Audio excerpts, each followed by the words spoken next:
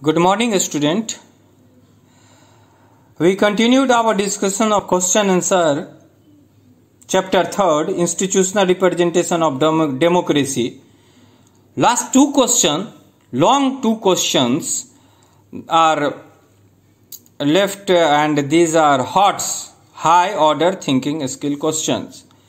इसमें क्या है कि आपको दिमाग लगाना है, आपको खुद से सोचना है कि क्या कह रहा है और इस पे कैसे हम लोग काम करेंगे. यह कंसेप्चुअल है. एग्जाम के दृष्टिकोण से मान लीजिए इसको आधा ही लेते हैं. जैसे elections are conducted by election commission, find out how does it do so, also write about the structure. तो तीन पार्ट में ये दिया हुआ है. इसको हम लोग कैसे बनाते हैं आप देखिए. इसको सबसे पहले है कि इलेक्शन, तो इलेक्शन का काम कराने का काम भारत में है जो इंडिपेंडेंट इंस्टीट्यूशन है इलेक्शन कमीशन. तो हम लिखेंगे क्या कि election are conducted by election commission, there are many process to conduct the election by election commission. अब इसके तहत क्या आता है देखिए. At first preparing a voter list, the announcing of election schedule, this may be 4 और 5 stage. मतलब क्या होता है कि वोटर लिस्ट बना, उसके बाद इलेक्शन शेड्यूल डिक्लेयर होता है, वो 4 और 5 स्टेज में होता है. After the announcing of election schedule, party release election manifesto. Election manifesto, चुनाव, पॉलिटिकल पार्टी जो है वो चुनाव लड़ने से पहले अपना इलेक्शन मैनिफेस्टो बनाते हैं जिन मुद्दे पे उनको काम करना होता है. The candidate interact the voter in election campaign. उसके बाद पार्टी जो है और कैंडिडेट जो है वो अलग अलग जगह पे इलेक्शन कैंपेन करते हैं अकॉर्डिंग टू मैनिफेस्टो, अपने मैनिफेस्टो के हिसाब से. After that political parties declare candidate and the candidate filling nomination. और जब उम्मीदवार अपना नॉमिनेशन भर लेते हैं तो people casting their vote on a scheduled date या on a particular date, that is called polling date, pre-announced date by the election commission. The ordering of repolling if anywhere necessary.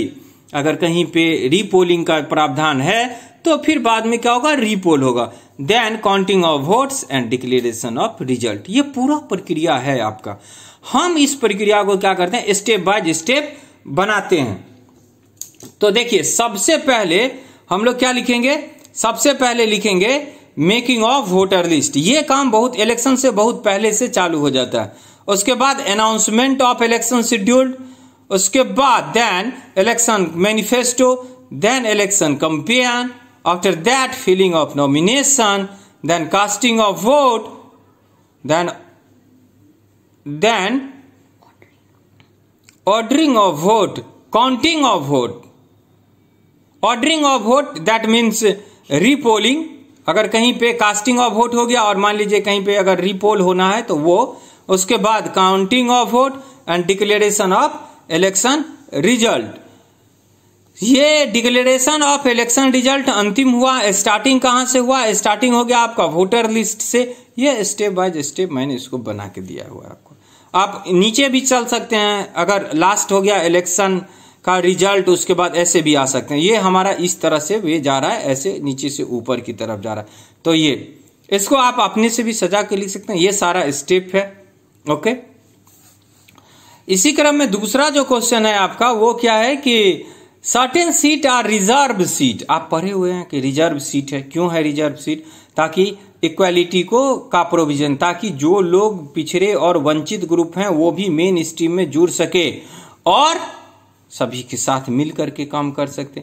What do you think that propelled the government to reserve certain percentage of seat in the representative bodies.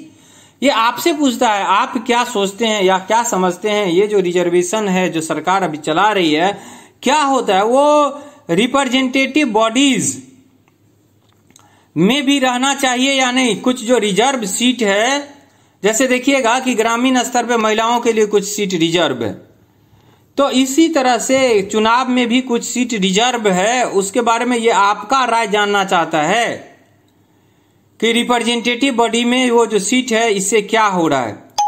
तो हम लोग discuss करते हैं इस बात को. तो देखिए, certain seats are reserve seat in representative bodies, reserve seat है। These reserve seats are for weaker section of our society like SC, ST and women. इन सब के लिए क्या है कि वो कुछ रिजर्व सीट है। Our constitution provide reserve constitution for of the weaker section. हमारा जो कॉन्स्टिट्यूशन है वो इक्वालिटी के लिए, डेवलपमेंट के लिए वीकर सेक्शन को रिजर्वेशन प्रोवाइड करता है अकॉर्डिंग टू कॉन्स्टिट्यूशन। अब आइए आगे। Currently out of 552 seats in the Lok Sabha, 79 seats are reserved for schedule caste and 41 for schedule tribes. ये रिजर्व है। Propelled the government to reserve a certain percentage of seat in the representative bodies is necessary for equality in our society. Due to representation of weaker section, people also involved in government and their representative, their society and work for them. मतलब क्या होता है, चुन के आते हैं तो वो अपने सोसाइटी के लिए, अपने समाज के लिए, अपने लोगों के लिए भलाई का काम करते हैं, उससे संबंधित नए लॉ को वो लाते हैं। Due to reservation, many female representative and SC, ST representative work freely in their society.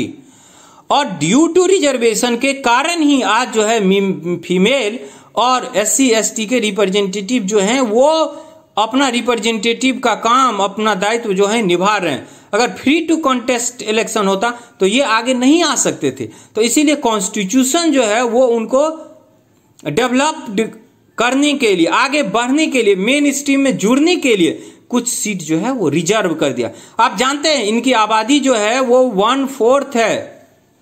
Total population of India का 1/4 इनकी आबादी है SC, ST का। तो उनका भी रिप्रेजेंटेशन होना चाहिए। अगर उनका रिप्रेजेंटेशन नहीं होगा तो क्या होगा? पूर्ण रूप से डेमोक्रेसी आप नहीं कर सकते हैं, क्योंकि उनका प्रतिनिधित्व कोई नहीं कर रहा। इसीलिए समाज के सभी सेक्शन का, सभी वर्ग के लोगों का रिप्रेजेंटेशन होना चाहिए। और उसके लिए क्या है, कॉन्स्टिट्यूशन जो है वो कुछ सीट जो है वो रिजर्व करता है।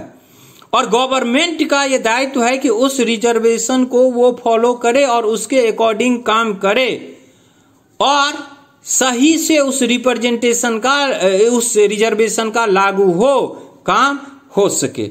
ये 2 क्वेश्चन था जिसमें आपको खुद भी सोचना है, आप खुद अपने से भी बना सकते हैं। बेसिक बात इसके अंदर यही है। Okay, and our next chapter geography air is near about to complete it, and then also we discuss about their question answer also. Okay, thank you very much.